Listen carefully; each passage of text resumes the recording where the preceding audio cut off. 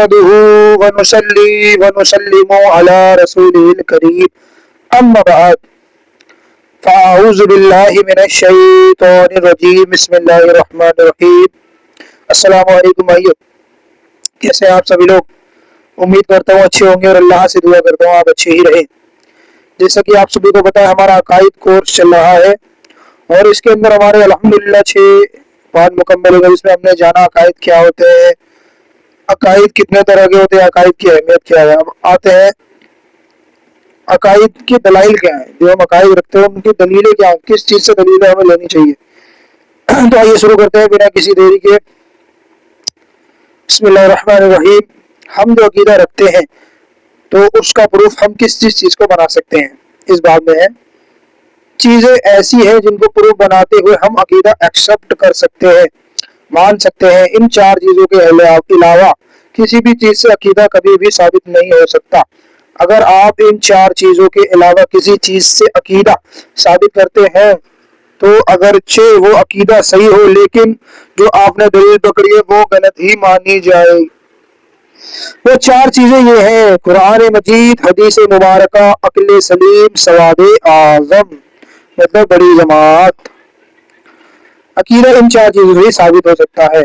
تو یہ ہمارا 7واں پارٹ الحمدللہ مکمل ہوا۔ اب آتے ہیں 8ویں پارٹ پہ، قرآن مجید سے عقیدے ثابت کرنا۔ تو اب ہم نے پہلے جانا کہ 3 چیزوں سے عقائد ثابت ہوتے ہیں، اب یہ جانتے ہیں کہ قرآن مجید سے عقائد کیسے ثابت ہوتے ہیں۔ قرآن مجید تو سبھی جانتے ہیں، یہ اللہ تعالیٰ کی آخری کتاب ہے جو ہمارے پیارے آقا صلی اللہ علیہ وسلم پر نازل ہوئی۔ کوئی عقیدہ اگر آپ قرآن سے ثابت کرتے ہیں تو یہ بالکل صحیح ہے، اس کو آپ 100% اپنے دل میں جگہ دے سکتے ہیں۔ جیسے میں نے کہا سرکار علیہ السلام خاتم النبیین ہے اور یہ قرآن پاک کی آیت سے ثابت ہے۔ اسی طرح اللہ ایک ہے، یہ بھی قرآن پاک سے ثابت ہے۔ جیسے قل هو اللہ احد، اے حبیب آپ فرما دیجئے کہ اللہ تعالیٰ ایک ہے، تو یہ قرآن پاک سے ثابت ہوا۔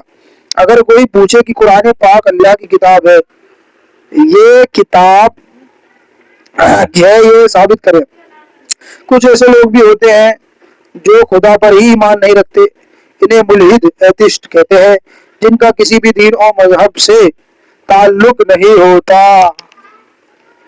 سبحان اللہ۔ ان کو لگتا ہے یہ ایسے ہی دنیا میں آ گئے ہیں، ایسے ہی زندگی گزارنا ہے، ایسے ہی مرنا ہے۔ بس ایسے لوگ بہت تیزی سے پھیلتے جا رہے ہیں کہ جو کہتے ہیں کہ ثابت کریں قرآن اللہ کی کتاب ہے، یا پھر ہو سکتا ہے کہ آپ سے آپ کے بچے ہی پوچھ لیں قرآن اللہ کی کتاب ہے، ہمیں کیسے معلوم؟ قرآن اللہ تعالیٰ کی کتاب ہے، اس کے بارے میں کیا پروف ہے؟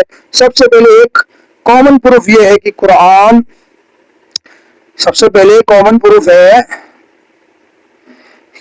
کہ قرآن مجید رسول اللہ صلی اللہ علیہ وسلم پر نازل ہوا اور وہ آج تک ویسا ہی ہے، اس میں کبھی کوئی بدلاؤ نہیں آیا الحمدللہ۔ جیسے کرسچن کی بائبل لے کے یہ کچھ ٹائم کے بعد اس میں چینجز کرتے رہتے ہیں۔ اب جس کتاب میں کوئی نقص ہو، غلطی ہو، وہ خدا کی کتاب کیسے ہو سکتی ہے؟ سبحان اللہ، کیا پیارے دلیل دی۔